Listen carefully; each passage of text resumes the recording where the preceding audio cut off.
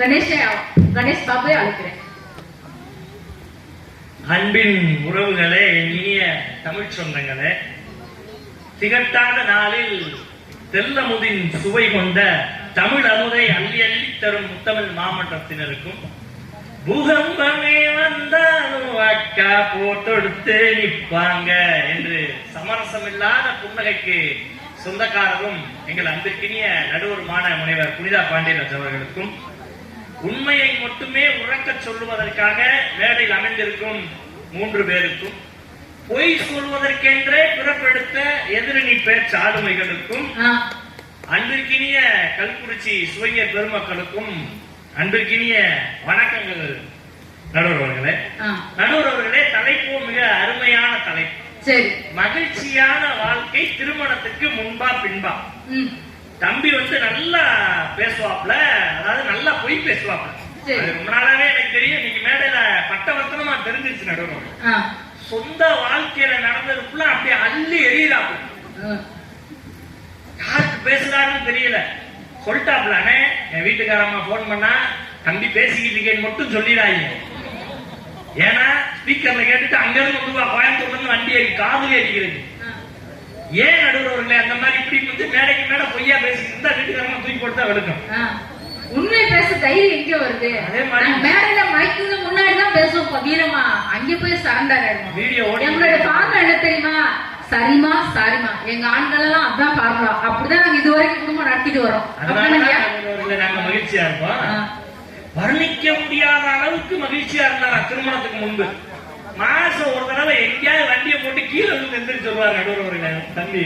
ஒவ்வொரு பட்டிமடத்துக்கு கீழே விழுறதே குழப்பா போச்சு. ஆனா திருமணத்துக்கு பின்பான இவரது உறவானது ரொம்பவும் பொறுப்புணர்ச்சியோட, ரொம்பவும் அதீத பொறுப்போட, வாழ்க்கையில நம்ம குடும்பம் இருக்கு, நம்ம வீட்டுக்கு போனா நம்ம ஒரு பெண் பிள்ளை இருக்கு, நம்ம ஒரு மனைவி இருக்காங்க, அவங்க நம்ம இல்லைன்னா குடும்பத்தோட எதிர்காலம் என்ன ஆகும் என்ற பொறுப்புணர்ச்சியை ஊட்டி கொடுத்தது மனைவி தானே நடுவர்களே. அதைத்தான் இந்த இடத்துல நாங்க பதிவு செய்யறோம். அடுத்து நீங்க பாத்தீங்க அப்படின்னா, பொழுதியாளுக்கு 12 மணிக்கு விஷ் பண்ணா தூக்கி போட்டு வெளுத்துக்க கூடாது. சங்குலே மிதிக்கணும் நடுவர்களே, சங்குலே மிதிக்கணும். அதே மாதிரி 7 நாளுக்கு 7 தினங்களா நடுவர்களே. எங்களுக்கு எல்லாம் ஒரு மனைவி தான் நடுவர்களே, அதனால நாங்க ஒரு தினம் கொண்டாடுறோம். செகண்ட் ஹாஃப் உங்க கையில விட்டுறேன். எங்களுக்கு ஒரு மனைவி, அதனால நாங்க ஒரு தினம் கொண்டாடுறோம். அவர் காதல் தினம் 7 கொண்டாடினார்னா வீடியோவை பாக்குற அவருடைய மனைவி இதை நல்லா நினைவுல வச்சுக்கணும். அறிவே வீட்டுக்கு நான் வந்து பேசுறேன். அறிவே எதையும் கணேஷ் சொல்ற நம்பிடாப்பா. இத்தனையும் நாங்க ஏன் நடுவர்களை பொறுத்து இருக்கிறோம் என்று சொன்னால், திருமணத்துக்கு பின்பான எங்களுடைய உறவானது அத்தனை அர்ப்பணிப்போடு, அத்தனை பொறுமை காத்தலோடு இருக்கிறது என்று சொன்னால் அதுதானே நடுவர்களை மகிழ்ச்சி இருக்கிறது.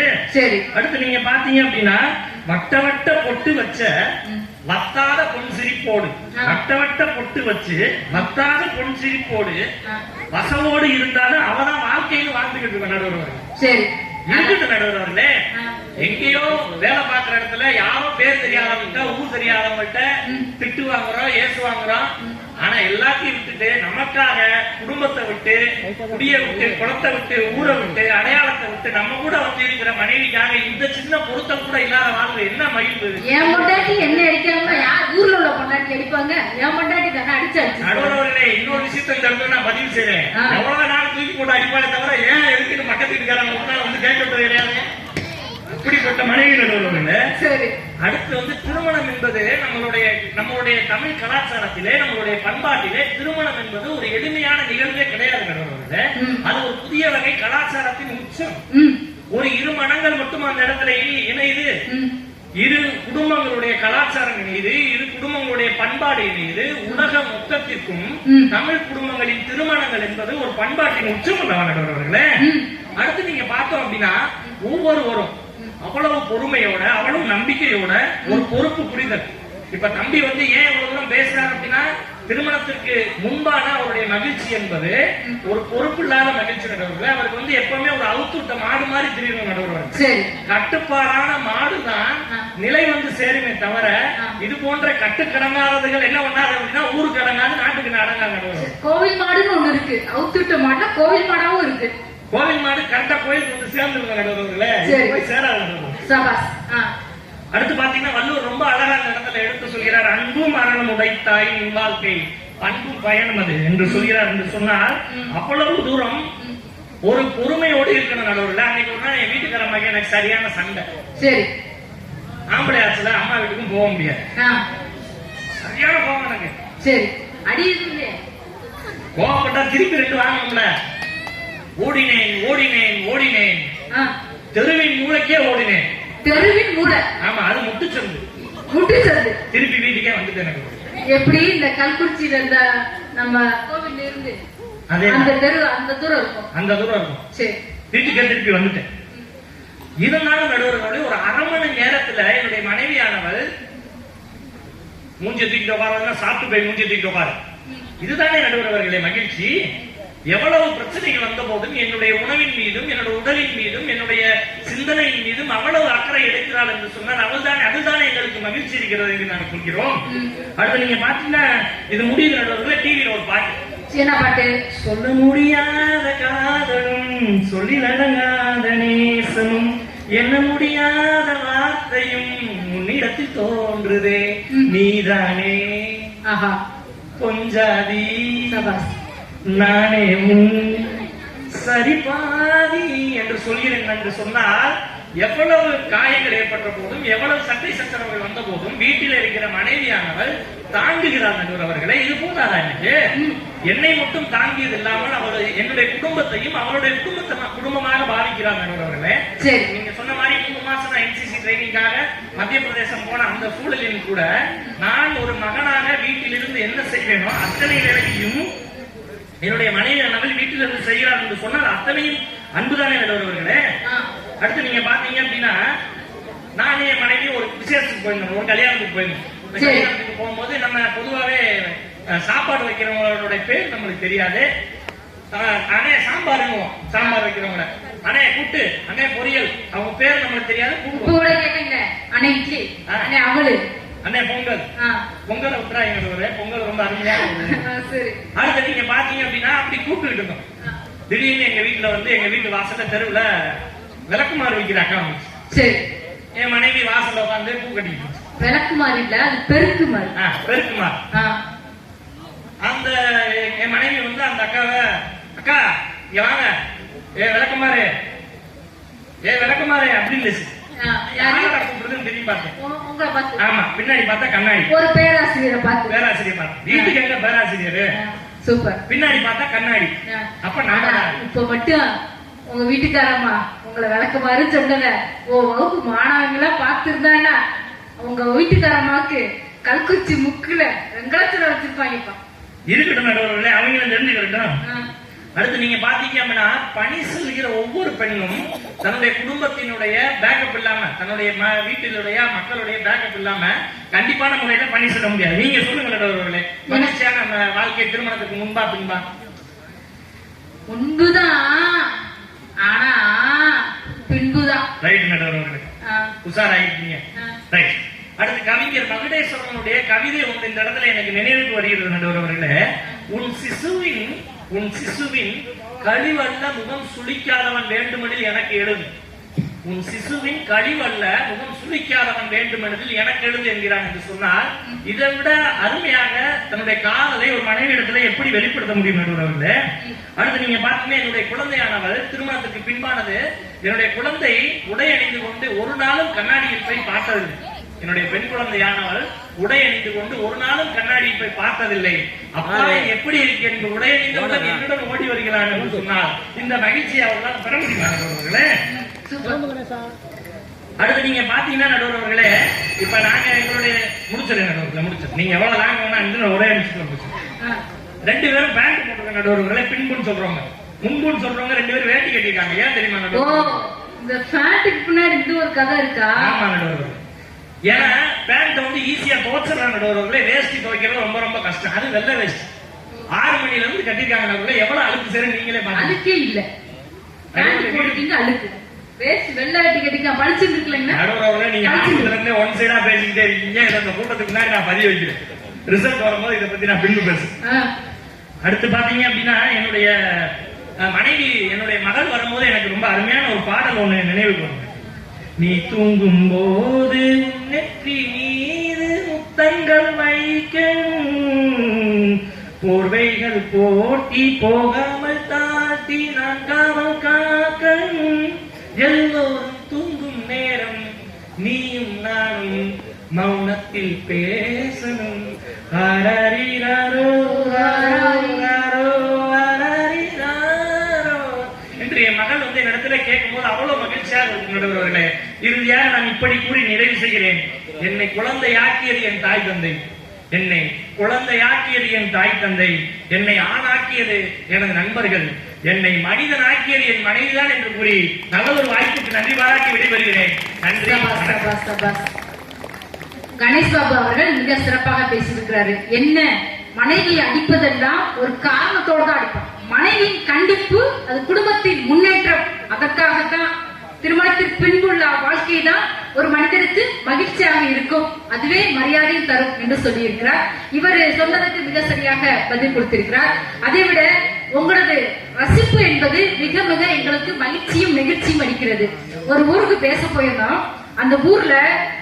அந்த ஊரு முக்கியஸ்தர் ஒரு 10 பேர் முன்னாடி இருந்தாங்க, அதுக்கு பின்னாடி ஒரு 50 பேர் இருந்தாங்க. அவங்க எந்த ஒரு ரியாக்ஷனுமே இல்லாம எங்க பேச்சாளர் பேசிட்டே இருக்காங்க, அப்படியே முறைச்ச மணிக்கு கையை கட்டிக்கிட்டே இருக்காங்க, பேசிட்டே இருக்காங்க, எந்த ரியாக்ஷனுமே இல்ல, முறைச்சிட்டே இருக்காங்க. எங்க பேச்சாளரை பார்த்துட்டு எங்க பேச்சாளர் அப்படியே கையை கட்டிட்டே இங்க எப்படி நான் கட்டிட்டு இருக்கணும் அதே போல மேடையில கையை கட்டிட்டு அப்படியே கடவுளை பேசிட்டு அப்படியே வந்து உட்கார்ந்துட்டார். அப்ப ஒரு பேச்சு என்பது பேச்சாளர்களுக்கு மட்டுமல்ல, ஒரு பேச்சு சிறக்க வேண்டும் என்றால் எதிரில் இருப்பவர்களின் ரசனையை பொறுத்து, ஒரு கெமிஸ்ட்ரி சொல்லுவாங்க இல்லையா, ரசிகர்களுக்கும் பேச்சாளர்களுக்கும் கெமிஸ்ட்ரி நன்றாக இருந்தால் மட்டுமே அந்த பேச்சு மிக சரியாக இருக்கும். இங்கே கல்குறிச்சியில பொறுத்தளவில் ஆண்களும் பெண்களும் நிறைந்திருந்த அவை, எங்கு பார்த்தாலும் அப்படி கண்கொள்ள காட்சியாக இருக்கிறது. அப்படி தரை விரிப்பான் கூட இல்லாமல் அப்படி தரையில அமர்ந்து மிக சிறந்த, இது ஒரு யோகா. பாத்தீங்கன்னா வீட்டுக்கு போனா இப்படி எல்லாம் அமர்ந்து இருப்போமா, இது தரையில அமர்ந்து மண் தரையில அமர்ந்து இருப்பது என்பது மிக சிறந்த ஒரு யோகா. அந்த யோகக்கலை, யோகா என்பது யோகத்தை கொடுப்பது இல்லையா.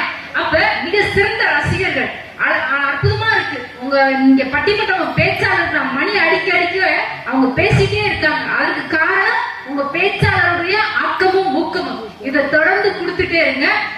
தற்பொழுது உங்களது உரத்த கரவொலியுடன் இந்த பக்கம் அதிரடி பேச்சாளர் பொறியாளர் கிருஷ்ணகுமார் அவர்களை உங்கள் உரத்த கரவொலியுடன் வரக்கூடியது. இந்த மண்ணையும் இந்த மண்ணிற்கு என்னையும் தந்த தாய் தந்தையின் பொற்பாதம் வணங்கி எனது பணியை துவங்குவதிலே பெரும் மகிழ்ச்சி. நடுவர் அவர்களே, இன்னைக்கு தலைப்போ வந்து ஒரு அருமையான தலைப்பு. நடுவர் அவர்களே, மகிழ்ச்சியான வாழ்க்கை திருமணத்திற்கு முன்பா பின்பா? நடுவர் அவர்களே, மகிழ்ச்சி சொன்னோன்னே எங்க இருக்கு? மகிழ்ச்சி மகிழ்ச்சி ரஜினி சொல்லுவாரு மகிழ்ச்சி அப்படின்னு சொன்னேன். வந்ததுல இருந்து நாங்க ஏன் சிரிச்சுக்கிட்டே இருக்கோம் தெரியுமா? எங்களுக்கு எந்த வித கவலையுமே கிடையாது. எந்த வித கவலையும் கிடையாது. நாங்க நைட்டு 12 மணிக்கு பட்டிமன்றம் முடிச்சுட்டு வீட்டுக்கு போனோம், 2 மணிக்கு முடிச்சுட்டு வீட்டுக்கு போனோம். சரி, பின்னால 2 பேர் உட்காந்துருக்காங்க. அப்பவே போன் வந்துருச்சு, எப்ப வருவீங்க? ஃபர்ஸ்ட் 8 மணிக்கு, 9 மணிக்கு. எப்ப வருவீங்க? செகண்ட் 10:30 மணிக்கு. எப்ப வருவீங்க? தேர்ட் கால். அடுத்து 12 மணிக்கு பட்டிமன்றம் முடியலன்னா அந்த அம்மா ஊரை பிடிச்சிக்கிட்டே வந்துடும். வரவே மாட்டேன், எத்தனை சும்மா எப்ப வருவேன் எப்ப வருவேன், ஒண்ணு வருவேன்னு சொல்லு, இல்ல வரமாட்டேன்னு சொல்லு. ஒன்னோட பெரிய துன்பமா போச்சு. என்னையா உன்னை கட்டுனால இருந்து ஒரே உயிரை வாங்கிட்டு தான் இருக்கு. அப்படி இதுல எங்க மகிழ்ச்சி இருக்கு? நடுவர்களே, மகிழ்ச்சி எங்க இருக்கு அப்படிங்கறத நான் சொல்றேன். நடுவர்களே, எங்களுடைய குழந்தை பருவத்துலதான் இருக்கு. நடுவர்களே, என்ன பேசுறோன்னே தெரியல, என்ன பேசுறோன்னே தெரியாம சரி பட்டிமன்றம் அப்படின்னு சொன்னோடனே ஒரு 6 வாரத்துல வரோம் பாத்தீங்களா, எங்களுடைய இளைஞர்கள் அவங்க கிட்ட இருக்கு. நடுவர்களே, மகிழ்ச்சி 5-10 நடுவர்களே, 5-10 பெரிய கண்டுபிடிப்பு. ஆமா நடுவர்களே, கல்குறிச்சி இளைஞர்கள் தான் நடுவர்களே கெத்து.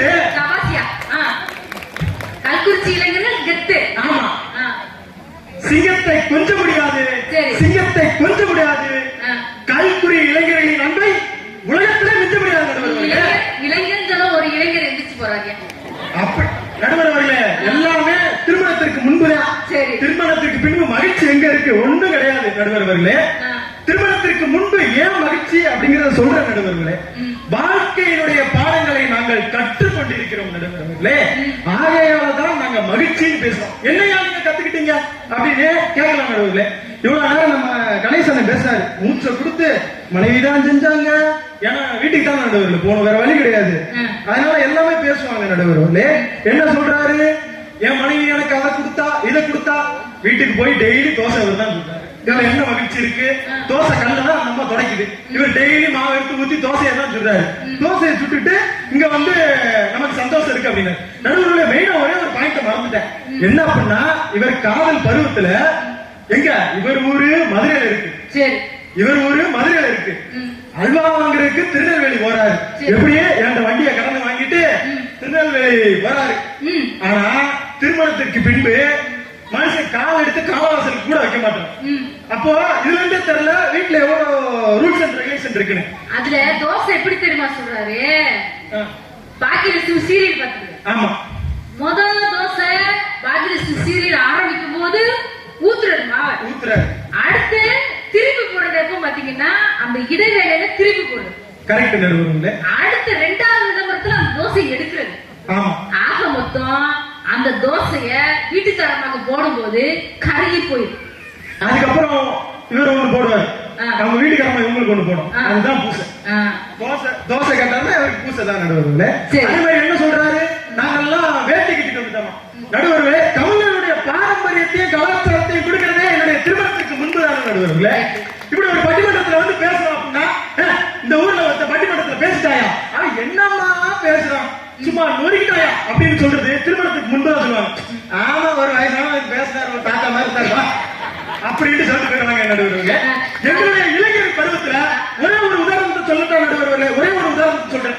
யாருக்காவது எங்களுடைய இளைஞர்களுக்கு சொட்டை விழுந்திருக்கா, முன்னால முடி விழுந்திருக்கா நடுவர்களே? நாளைக்கு கல்யாணம், உனக்கு அடுத்த மாசம் கல்யாணம், அடுத்து ஒரு 5 வருஷம் கழிச்சு நாங்க சொல்றோம் நடுவர்களே. அதைத்தான் நான் சொல்லிட்டேனே, நீங்க என்ன சொல்றது, நானே சொல்லிட்டேனே.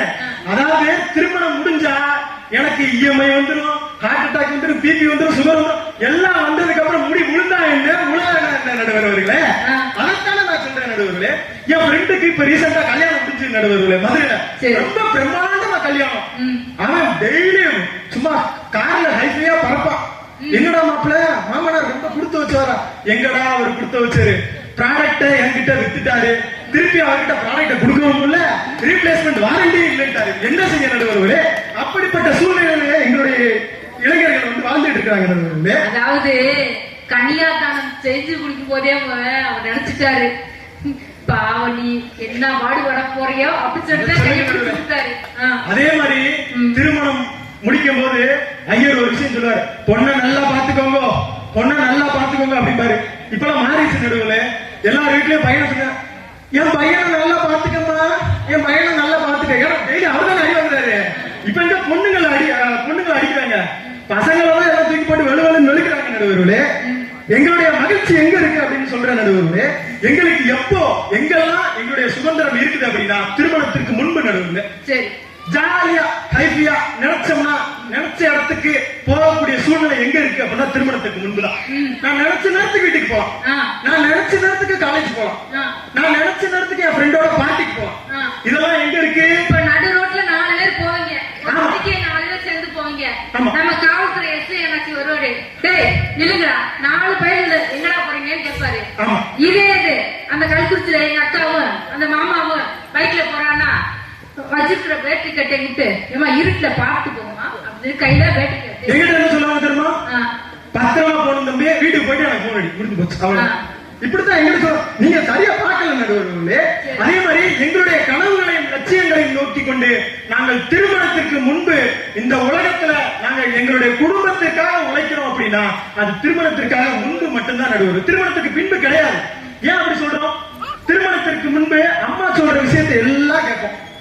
திருமணம் முடிஞ்சதுக்கு அப்புறம் பசங்களோட வாய 2 வாயா மாறிடும். ஒண்ணு சரிமா, இன்னொன்னு சாரிமா.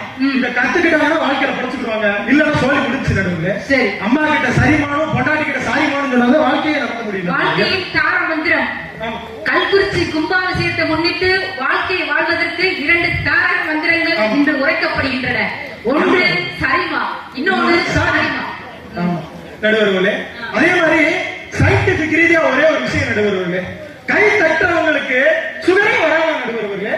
கைகளை இப்படி தட்டினா சுகர் வராத நடுவர்களே, இப்படி தட்டினா இந்த உலகத்துல பிறந்த பிரபஞ்சத்துல பிறந்த யாருக்குமே சுகரே வராத நடுவர்களே. அதாவது நம்ம திருநங்கைகள்லாம் நிறைய பேர் இருப்பாங்க பாத்தீங்களா, அவங்க தட்டுங்க இப்படி இப்படி தட்டிக்கிட்டே இருப்பாங்க, அவங்க எப்பயும் மகிழ்ச்சியா தான் இருப்பாங்க, அவங்களுக்கு எந்த நோயுமே வராது இல்லையா. அதுக்கு காரணம் அந்த நாளமில்லா சுரப்பிகள் இந்த இடத்துல நன்கு இயங்குமா. இந்த இடத்துல இப்படி நன்கு அழுத்தம் கொடுத்து தட்டும் பொழுது நாளமில்லா சுரப்பிகள் நன்றாக இயங்குமா. அதனாலதான் கை தட்ட வேண்டும் என்ற ஒரு பழக்கத்தை வைத்திருக்கிறார்கள். கண்டிப்பாக நடுவர்களே, திருமணம் என்பது 1000 காலத்து பயிர் அப்படின்னு சொல்லுவாங்க நடுவர்களே.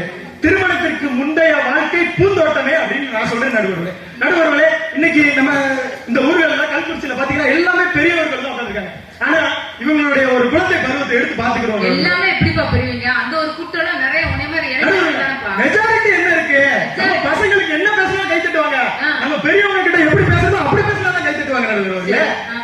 அதாவது நம்ம தாத்தா அந்த காலத்துல ஒரு நொங்கு வண்டி எடுத்துக்கிட்டு அப்படியே உருட்டிட்டே போவாரு பாருங்க. என்னடா ரமேஷ் கோயில் கடைக்கு வந்திருக்காங்க, சே உன்னை பார்த்து எவ்வளவு நாளாச்சு அப்படின்னு பக்கத்துல இருக்க தாத்தா பேசிக்கிட்டு இருக்க. ஆனா திருமணம் என்ன ரமேஷ் சொல்ற, கெட்டிட்டேன் அங்க போயிட்டேன் ஊருக்கு இடம்பெயர்ந்து போயிட்டேன், என்ன செய்ய திருவிழா இந்த மாதிரி ஏதாவது ஒரு விஷயம் வந்தா வர வேண்டியிருக்கு அப்படின்ற அவரோட ஆழ்ந்த வேதனையை சொல்றாரு நடுவர்களே. மகிழ்ச்சி எங்க சொல்றாரு, நம்ம இருந்த காலங்கள்லாம் எப்படி இருந்துச்சு அப்படின்னு. இன்றைய காலத்திலயும் நம்ம ஃபேர்வெல் அப்படிங்கிற விஷயங்கள் எல்லாம் இன்னைக்கு ஸ்கூல்ல நடந்துகிட்டு இருக்கு நடுவர்களே. 2K கிட்ஸோட வாழ்க்கை எப்படி இருக்கு தெரியுமா நடுவர்களே, my right my life my rules. யாரும் எதுவும் கேட்க முடியாது நடுவர்களே. நான் நானாக இருப்பேன், கனவுகள் நிறைந்த காலை நடுவர்களே, கவலைகள் நிறைந்த மாலை அப்படின்னு சொல்லலாம் நடுவர்களே. திருமணம் என்பது ஒரு துவக்கம் தான் நடுவர்களே. ஆனா மகிழ்ச்சி என்பது வாழ்க்கையினுடைய ஒரு தொடக்கம் நடுவர்களே. திருமணத்திற்கு முன்பு நான் அப்படின்ட்டு போலாம் நடுவர்களே. ஆனா திருமணம் முடிஞ்ச வரைக்கும் எப்ப வருவீங்கன்னா டெய்லி தினசரி நடக்கும் நடுவர்களே. இதுல எந்த ஒரு மாற்றமும் இல்லை நடுவர்களே. ஆகையால நான் இப்படி ஒரு விஷயத்த சொல்லி நான் நிறைவு செய்கிறேன் நடுவர்களே. திருமணமானவங்க கிட்ட யாருக்கிட்டையாவது சந்தோஷம் இருக்கான்னு கேளுங்க நடுவர்களே. யார் முகத்திலுமே சந்தோஷம் இருக்காது. ஒரு எந்நேரமும் மண்டையில ஒரு பிரஷர் ஓடிக்கிட்டே தான் இருக்கும். ஏன் அப்படின்னா நாளைக்கு பிள்ளைங்களுக்கு என்ன வாங்கிட்டு போனோம், வீட்டுக்கு என்ன பொருள் வாங்கிட்டு போனோம், அப்படி ஒரு பட்ட விஷயங்கள் தான் இன்னைக்கு தோணும் நடுவர்களே. எங்களுடைய திருமணத்திற்கு முன்பு நாங்க தினசரி மட்டையை தூக்கிட்டு வெயிலோடு விளையாடி வெயிலோடு உறவாடி வெயிலோடு மல்லு கட்டி ஆட்டம் போட்டோமே நடுவர்களே. இப்படி ஒவ்வொரு நேரமும் சந்தோஷமாக எங்களுடைய ஊர்களை கல்குச்சி ஊர்களை சுற்றி கொண்டு நாங்கள் வளம் வந்து கொண்டிருக்கிறோம் என்றால் இது திருமணத்திற்கு முன்புதான் நடுவர்களே, இல்லை என்று மறுக்க முடியுமா நடுவர்களே. ஆடம்பர வாழ்க்கை, எங்களுக்கு தேவையான ஐபோன் என்ன விஷயங்கள் வேணுமோ நாங்கள் திருமணத்திற்கு முன்பு வாங்கலாம் நடுவர்களே. அதுக்கப்புறம் நாங்க என்ன வாங்கலாம் தெரியுமா நடுவர்களே, பசங்க மட்டும் தான் வாங்க முடியும். திருமணத்திற்கு பின்பு வேற ஒண்ணும் வாங்க முடியாது நடுவர்களே. பைக் வாங்கலாம், கார் வாங்கலாம், என்ன வேணாலும் வாங்கலாம் நடுவர்களே. திருமணத்துக்கு அப்புறம் லோடு வண்டி மாதிரி இஎம்ஐ தினசரி கட்டதான் நடுவர்களே செய்யணும். எந்த விஷயமே இல்லை நடுவர்களே. இறுதியா நான் இப்படி சொல்லி நான் முடிவு செய்கிறேன் நடுவர்களே. ரிமோட் கண்ட்ரோல் கார் மாதிரி தான் நடுவர்களே. திருமணத்திற்கு முன்பு திருமணத்திற்கு பின்பு அப்படின்னு பார்த்துட்டோம் நடுவர்களே. எங்களுடைய வாழ்க்கை நாங்களாக வாழ்க்கிறோம் என்று ஒரே ஒரு நடைமுறை சூழலை சொல்லி நான் நிறைவு செய்கிறேன் நடுவர்களே. நம்மளுடைய இளம் தலைமுறையாக இருக்கக்கூடிய நம்ம பெண் பிள்ளைகள் எடுத்துக்கலாம் நடுவர்களே. இன்னைக்கு அடுப்பங்கரை மட்டும் போதும் படிப்பதற்கு அப்படின்னு இருந்த காலம் போய் இன்னைக்கு எல்லா விஷயங்களுமே மாறிச்சு. நம்ம பெண்கள் வானத்தை தாண்டி பறக்க அளவுக்கு கூட இன்னைக்கு பெண்கள் நிறைய தொழில்துறைகள்ல வளர்ந்துட்டாங்க நடுவர்களே. அப்படிப்பட்ட சூழ்நிலையில் என் பெண்ணுக்கு ஒரு முன்னுரிமை கிடைக்குது அப்படின்னா அது கட்டாயம் திருமணத்துக்கு முன்புதான் நடுவர்களே. எங்க போகணும் எங்க வரணும் அப்படிங்கிற விஷயத்த பேரண்ட்ஸ் டிசைட் பண்ணுவாங்க நடுவர்களே திருமணத்துக்கு முன். ஆனா திருமணத்திற்கு பின் என் பொண்ணு எங்க போவா வருவா அப்படிங்கிற ஒரு விஷயத்த கட்டாயம் கணவர் தான் நடுவர் முடிவு பண்ணுவாங்க. இதுல எந்த வித மாற்று கருத்தும் இல்லை நடுவர்களே. நாங்களாக வாழ்கிறோம் நடுவர்களே. இறுதியாக ஒரே ஒரு பாட்டினை சொல்லி நான் நிறைவு செய்கிறேன் நடுவர்களே. ஆனந்த யாழை மீட்டுகிறாயடி நெஞ்சில் வண்ணம் தீட்டுகிறாய். கல்யாணத்துக்கு முன்னால கல்யாணம் முடிஞ்சதுக்கு அப்புறம் ஆனந்த யாழை பாடணும்னா யாழையே உடச்சுப்பாங்க நடுவர்களே. இறுதியாக நான் இப்படி சொல்லி நான் நிறைவு செய்கிறேன் நடுவர்களே. எங்களுடைய மகிழ்ச்சி எங்க இருக்கு அப்படின்னு பார்த்துட்டோம்னா திருமணத்திற்கு முன்பே என்று சொல்லி நல்ல ஒரு வாய்ப்பிற்கு நன்றி பாராட்டி விடைபெறுகிறேன். நன்றி, வணக்கம் நடுவர்களே. மிக சிறப்பு. வேர்த்து ஒழுகுது தம்பி, அவ்வளவு ஆக்ரோஷமா. என்னங்க மகிழ்ச்சி, மகிழ்ச்சினாலே எங்க இளைஞர்களுக்கு தான், அதுவும் திருமணத்திற்கு முன்புதான். பின்பு எங்களது சுதந்திரம் பறிபோகிறது என்ற ஒரு கருத்தை வலுவாக பயன்படுத்தி இருக்கிறார். இதற்கு பதில் சொல்லணும். இவருக்கு கிருஷ்ணன்குமார் அவர்களுக்கு அனைவர் சார்பாக உரத்த ஒரு கரவொலி எழுப்பிக் கொண்டு இவருக்கு பதில் சொல்வதற்காக அன்பு தம்பி ராஜா அவர்கள்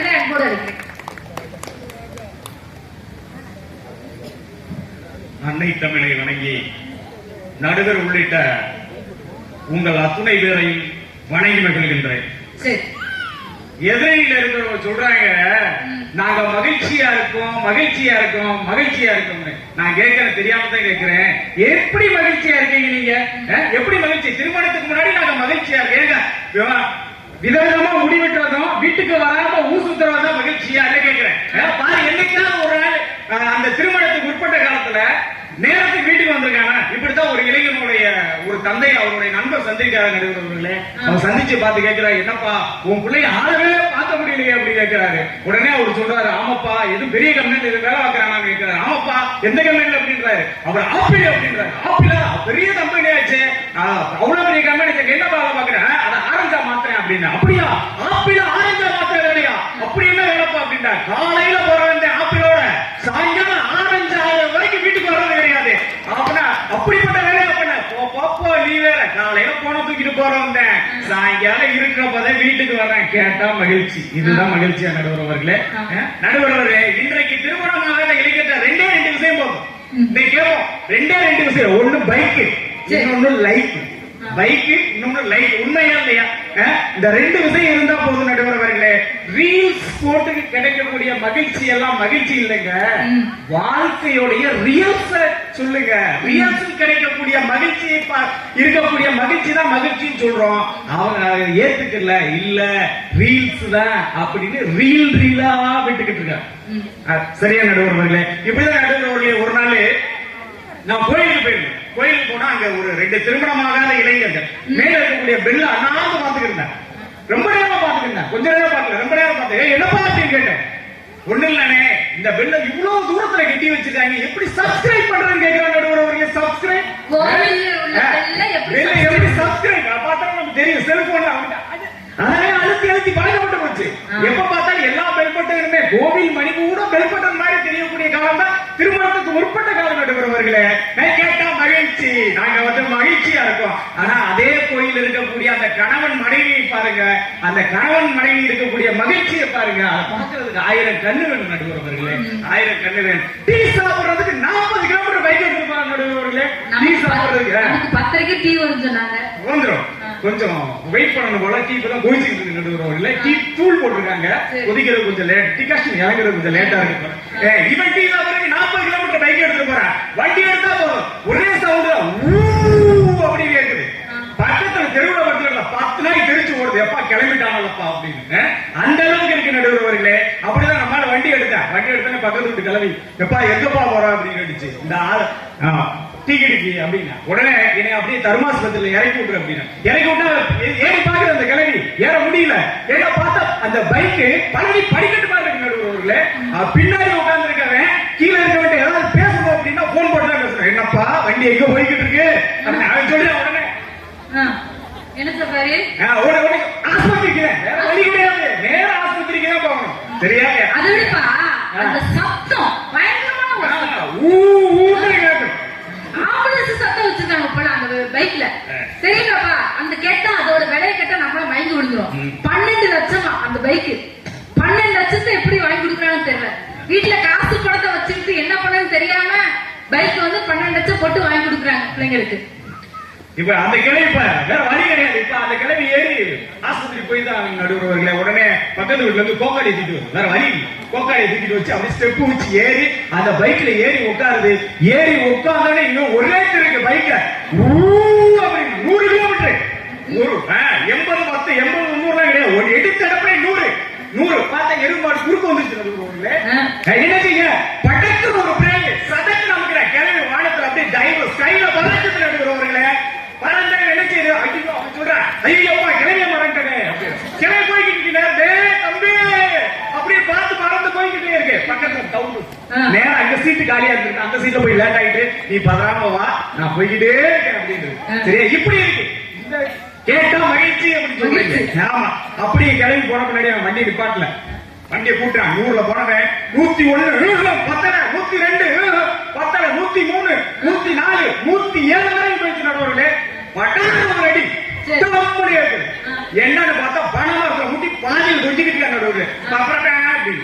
பின்னாடி அடுத்து 107 கட்டு என்னது 108 சரி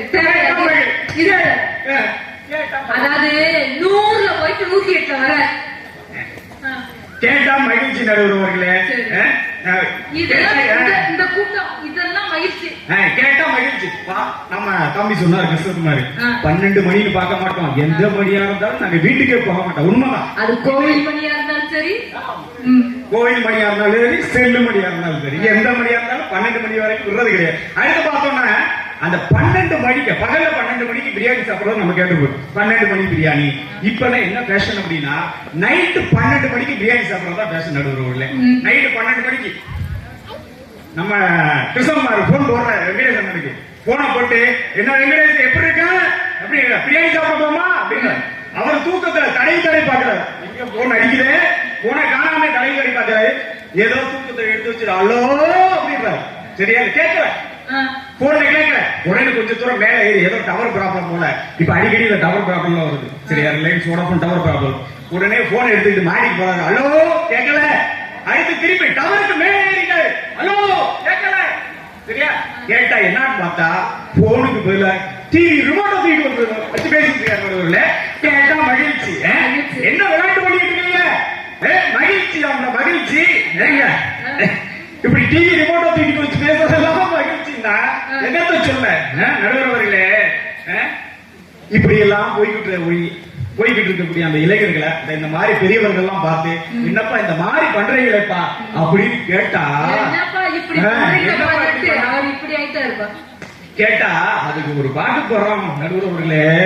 கும்பலாக சுத்துவோம், ஐயோ அம்மானு கத்துவோம், கத்துறேன்னு கேட்டாக்க வாயில தான் குத்துவோம், எங்க புள்ளிங்க எல்லாம் பயங்கரம் அப்படின்னு புள்ளிங்கோ பாய்ஸ்.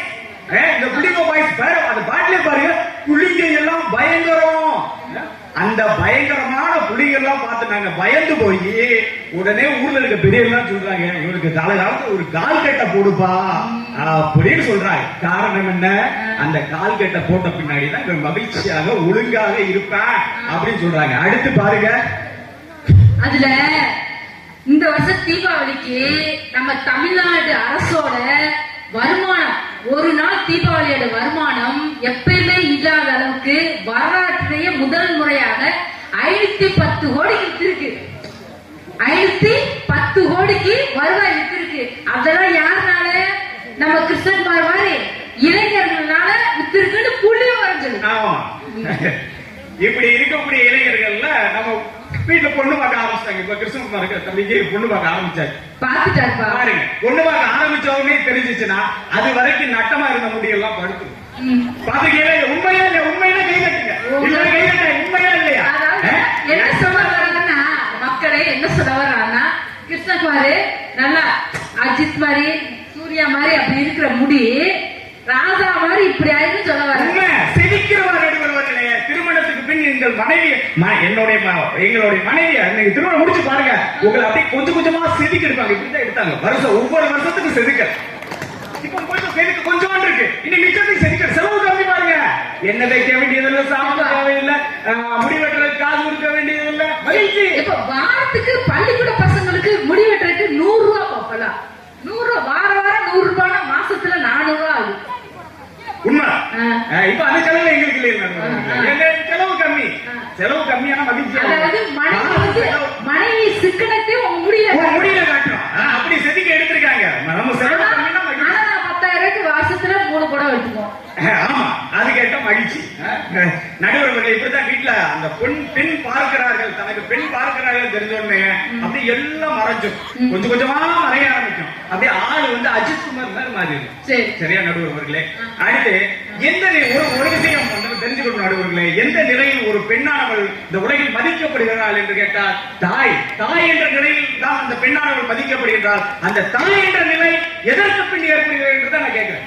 உண்மைக்கு அந்த நிலையானது திருமணத்திற்கு பின் தான். அந்த குழந்தைய பாருங்க, ஒரு குழந்தை கீழே விழுந்துச்சு. அந்த குழந்தை கீழே விழுந்து அங்க தவறு போச்சு. அந்த அம்மா கையில எடுத்து வச்சுக்கிட்டாங்க. இருந்தாலும் அது விழுந்தது அவங்களுக்கு கஷ்டமா தெரியல, மகிழ்ச்சியா தெரிஞ்சிச்சு. சந்தோஷப்பட்டு கூப்பிட்டாங்க. அந்த குழந்தைய அழுகல, அது மகிழ்ச்சி. நடுவர்களே, இந்த திருவிழா காலங்கள்ல யாருக்கு மகிழ்ச்சி பாருங்க. இங்க உட்கார்ந்து இருக்கிறதுல எத்தனை பேர் திருமணம் ஆகாதவர்கள் என்று கைதுக்க வச்சு பாத்தீங்கன்னா ஆளுடைய எண்ணிக்கை குறைவா இருக்கும். இங்க திருமணமானவர்கள் எண்ணிக்கை தான் அதிகமா இருக்கும். மகிழ்ச்சியாக இருப்பது அப்படி ஃப்ரீயா இருக்கு. அதாவது எல்லாரும் மகிழ்ச்சியா இருக்கிறாங்க, அதனால பட்டிமன்றம் கேட்கவே வந்திருக்காங்க. அப்படின்னா மகிழ்ச்சி என்பது திருமணத்திற்கு பின் தான் நடுவர் அவர்களே.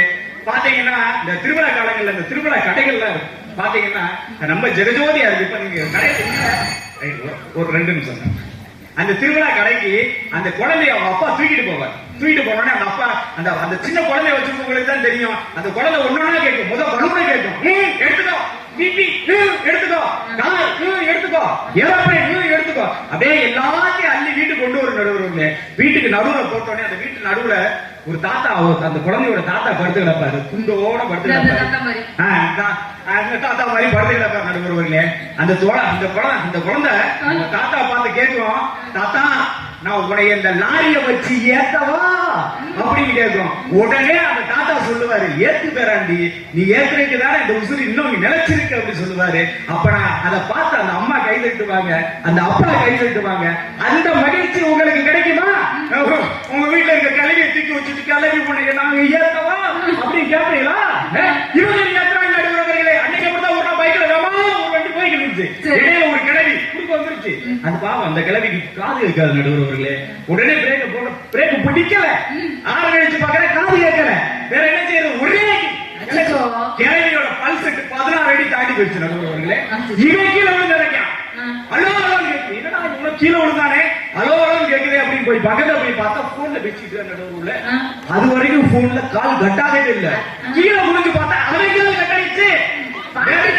பாட்டி பாடி சாங் கேட்டா 90 அந்த கால கேப்பக்களி கம்மு நெஞ்சி இதெல்லாம் கேட்டா மகிழ்ச்சி அப்படின்றீங்க நடுவர் அவர்களே. ஆக இறுதியாக ஒன்று மட்டும் சொல்லிக்கிட்டு, நம்ம முண்டாசகவி பாரதி அவரை பற்றி நமக்கு நன்றாக தெரியும். இந்த உலகத்தை எல்லாம் சுற்றி வந்து விட்டு அந்த பாரதியை பார்த்து செய்தியாளர்கள் கேட்கிறார்கள், பாரதி அவர்களே நீங்கள் இந்த உலகத்தை எல்லாம் சுற்றி வந்து விட்டீர்கள், உங்களுக்கு இந்த உலகில் திகட்டானது எது என்று கேட்கிறார்கள். அதற்கு அவர் சொன்ன ஒரே வார்த்தை, என் மனைவி செல்லம்மாவின் சிரிப்பு என்று கூறினார் என்றால் அதற்கு மகிழ்ச்சி அந்த திருமணத்திற்கு பின்புதான் கிடைக்கும். இறுதியாக நடுவர் அவர்களே ஒன்று சொல்ல ஆசைப்படுகிறேன். எப்படி ஒரு ஆசிரியர் இல்லாத ஒரு மாணவன் முள்ளில்லாத கடிகாரம் விழுதாத அம்பு தன்னுடைய இலக்கை எய்த முடியாதோ அதுபோல திருமண வாழ்க்கை இல்லாத ஒரு வாழ்க்கை என்பது மகிழ்ச்சியை எட்ட முடியாது என்று கூறி, மகிழ்ச்சி என்பது திருமணத்திற்கு பின்பே என்று கூறி வாய்ப்புக்கு நன்றி பாராட்டி விடைபெறுகிறேன். நன்றி. சிறப்பு. நல்லா ராஜா பேசின பேச்சுக்கு அருமையா ரசிச்சீங்க. நல்லா அந்த அக்காங்க தான் நல்லா விழுந்து சிரிச்சீங்க. ரொம்ப மகிழ்ச்சியா இருந்துச்சு. அவர் பேசினது அனைவருக்குமே நெகிழ்ச்சியாகவும் இருந்தது. என்ன திருமணத்திற்கு பின்புதான் எங்களுக்கு எப்பயும் நெகிழ்ச்சி. அது ஒரு பொறுப்பான எங்களை மனைவி என்பவள் கண்டிச்சு எங்களை நல்ல வழியில திருத்துறாங்க. அது பொறுப்பு.